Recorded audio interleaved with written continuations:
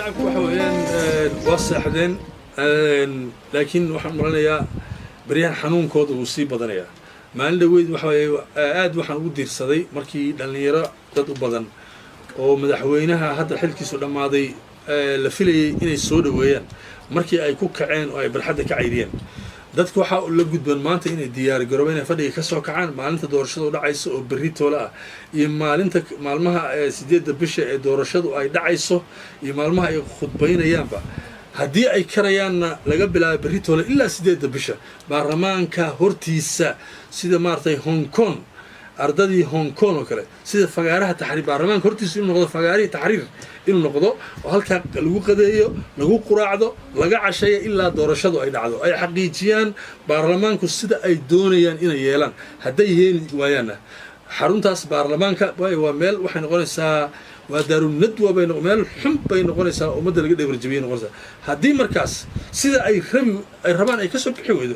meeshii lagu qalay kawaankii ummadda ay noqonaysaa meeshan meeshii lagu iibinayay therefore marka waxa way inay xiraan meeshaas way waxa joogan ay kala cayriyaan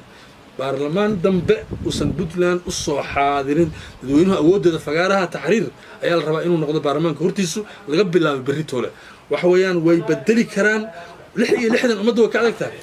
3 milyan 66 waa ka adag yihiin waxa ku filan inta maartay garow joogta kaliya ku filan waxa ku filan inta barxadda hareeraha joogta ku filan inta xaafadda baarlamaanku yaalla waa ku filan ha soo baxaan sida fagaaraha taxriir ha loo soo baxo ma garanaysaa baarlamaanka hortiisa inoo ballana annagoo ammaanka ilaalinayna akhlaaqda ilaalinayna baarlamaanka iyo codkooda meesha ku dhacayo live ayay wax walba u dhacayaan media lagala soconaya haddii uu soo baxaan wax aanu dadku doonayn waxa weeye dadku waxay doonayaan dadku waa la yaqaanaa xubnaha cusub ee la soo xulay baarlamaanka ku cusub kuwooda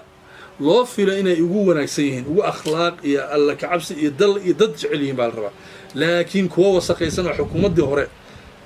xilalka ka soo qabtay ka mid ahaa ee wasiirro soo ah baa ku jira baarlamaanka hadda yimid oo cusub laakiin waa wasiirradii xukuumaddii hore ee faasidka ahayd waa agaasimayaashii xukuumaddii hore faasidka ahayd waa dilaalintii kuwa maaragtay dalkan kala